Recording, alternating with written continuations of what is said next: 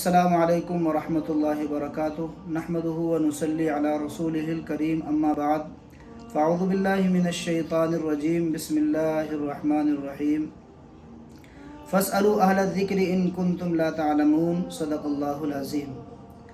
मोहतरम बुज़ुर्गों, दोस्तों, गुज़िश्ता वीडियो के अंदर हमने बात अर्ज़ की थी कि जो लोगों की तरफ से सवालात आएंगे उन सवालात के जवाबात दिए जाएंगे।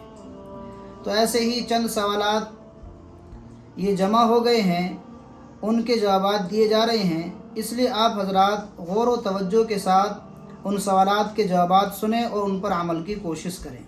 अल्लाह पाक हम सब को अमल की तौफीक अता फरमाए। सवाल सिर्फ़ इल्म हासिल करने के लिए नहीं, बल्कि सवाल इस नीयत से सुना जाए, उसके जवाबात इस नीयत से सुने जाएं ताकि उनको सुन करके उन पर हम अमल करें। तो ये पहला सवाल भाई आसिफ़ की तरफ से, भाई आसिफ़ दादरी की तरफ से, ये कह रहे हैं कि मुफ्ती साहब अस्सलाम वालेकुम वरहमतुल्लाहि वबरकातुहू। वालेकुम सलाम वरहमतुल्लाहि वबरकातुहू। ये कह रहे हैं, क्या उमर क़ज़ा 5 वक्त की एक वक्त में अदा कर सकते हैं या नहीं? यानी इनके कहने का मकसद ये है कि 5 नमाज़ें अगर क़ज़ा हो गई हैं और किसी एक वक्त में हम उन्हें अदा करना चाहें तो एक वक्त में अदा हो जाएंगी या नहीं। तो इनके सवाल का जवाब ये है कि हाँ, अगर 5 नमाज़ें हमारे ऊपर क़ज़ा हो गई हैं तो किसी भी एक वक्त में, ज़ोहर के बाद में या ऐसे ही असर के फ़ौरन बाद या मगरिब के बाद में या इशा के बाद में, किसी भी एक वक्त में हम 5 नमाज़ों की क़ज़ा अदा कर सकते हैं।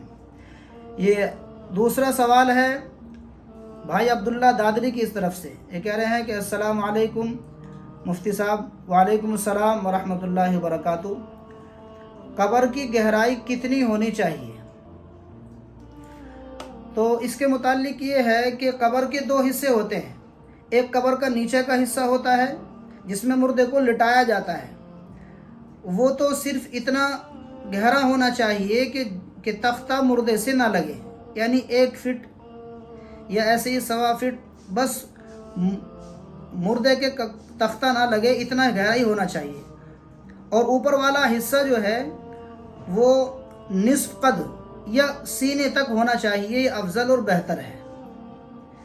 बाज़ लोगों के जहन में ये बात होती है कि नीचे वाला जो है वो गहरा होना चाहिए कि मुर्दे उसमें बैठते हैं और फिर सवाल जवाब होते हैं। सवाल जवाब का होना ये तो बिल्कुल बरहक है, लेकिन ये बात कि मुर्दा बैठता है इसलिए वो गहरा होना चाहिए, ये बात कहीं से साबित नहीं है, ये गलत बात है।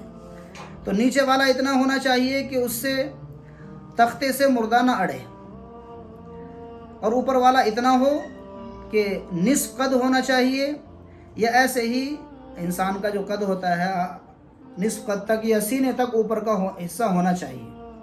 ये तीसरा सवाल भाई ज़ुबैर जोला की तरफ से कह रहे हैं कि मुफ्ती साहब अस्सलाम वालेकुम। वालेकुम सलाम वरहमतुल्लाहि वबरकातुहू। अगर शोहर अपनी बीवी को तलाक दे और बीवी ने तलाक को नहीं सुना तो फिर क्या हुक्म है? तलाक हुई या नहीं हुई? अगर शोहर ने अपनी बीवी को तलाक दे दी तो अगर बीवी ने नहीं सुना तब भी तलाक हो गई। तलाक के लिए बीवी का सुनना ज़रूरी नहीं है, ऐसे ही गवाहों का होना भी ज़रूरी नहीं है। निकाह के लिए तो गवाह होना ज़रूरी है, लेकिन तलाक के लिए गवाह होना ज़रूरी नहीं है। लिहाजा अगर तलाक आदमी ने अपनी बीवी को दे दी है और उसने नहीं सुना है तब भी तलाक वाक़ हो गई। एक चौथा सवाल है भाई खालिद की तरफ से। ये कमेंट करते हैं, बाद सलाम मसनून, माशाअल्लाह, अल्लाह आपकी हर तरफ से हिफाजत फरमाए, अल्लाह आपकी उम्र में बरकत अता फरमाए, अल्लाह ताला हमें अमल की तौफीक अता फरमाए। जज़ाकुमुल्लाहु खैरन जज़ा। अल्लाह ताला हम सब को ही अमल की तौफीक अता फरमाए। ये भाई नदीम की तरफ से सवाल होता है, पूछते हैं, छोटे बच्चे को सफ़ में कहाँ खड़ा करें?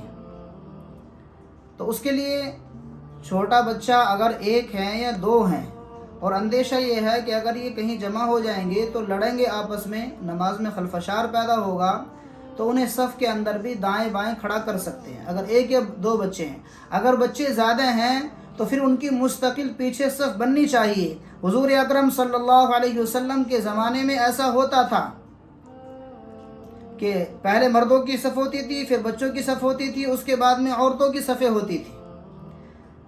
تو عام طور سے اعلان یہ کیا جاتا ہے امام صاحبوں کی طرف سے بھی کہ بھئی بچوں کو پیچھے کر دیا جائے، بچوں کو پیچھے کر دیا جاتا ہے، اس کے بعد پیچھے والے اور پیچھے کر دیتے ہیں، حتیٰ کہ بعض جگہ ایسا بھی دیکھا گیا ہے کہ بچوں کو مسجد سے ہی نکال دیتے ہیں۔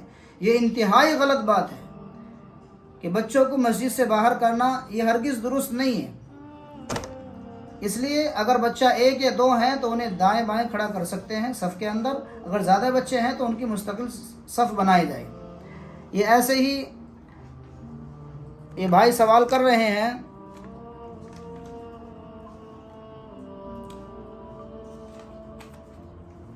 یہ عبداللہ ہوٹل والے دادری سے، یہ پوچھتے ہیں نماز کی حالت میں اگر پیشاب کا قطرہ نکل جائے تو نماز کا کیا حکم ہے؟ تو نماز کی حالت میں اگر پیشاب کا قطرہ نکل جاتا ہے تو اس سے نماز فاسد ہو جائے گی، نماز ٹوٹ جائے گی، کیونکہ وضو ٹوٹ گیا تو نماز بھی ٹوٹ گئی۔ اس لیے پہلے اچھی طریقے سے صفائی ستھرائی کرنا چاہیے، اور اس کے بعد میں جب پورا اطمینان ہو جائے اس کے بعد وضو کر کے نماز ادا کریں۔ تو یہ چند سوالات تھے جو ان کے جوابات دیے گئے ہیں۔ انشاءاللہ آنے والی ویڈیو کے اندر مزید سوالات کے جوابات دیے جائیں گے۔ آپ حضرات موبائل کے ذریعے سے یا واٹس ایپ کے ذریعے سے کمنٹ کر کے یا ایسے ہی واٹس ایپ پہ اپنے سوالات بھیجیں، انشاءاللہ ان کے معقول جوابات دیے جائیں گے۔ اور جس طریقے سے ہمارے سامنے یہ دین کی باتیں آئی ہیں، ان مسائل کے جوابات آئے ہیں، تو ہمیں ان کا علم ہو گیا ہے، تو ایک دین کا تقاضا یہ بھی ہے کہ ہم اس دین کی باتوں کو دوسروں تک پہنچائیں، کیونکہ حدیث پاک کے اندر آتا ہے بلغوا عنی ولو آیا، کہ تم دین کی بات جتنی جانتے ہو اگرچہ ایک ہی بات کیوں نہ ہو اسے دوسرے تک پہنچانے کی کوشش کریں تاکہ دوسرے لوگ بھی اس سے مستفید ہوں۔ آنے والی ویڈیو کے اندر انشاءاللہ مزید سوالات کے جواب دیے جائیں گے۔ اللہ پاک ہم سب کو ان تمام باتوں پر عمل کی توفیق عطا فرمائے، آمین۔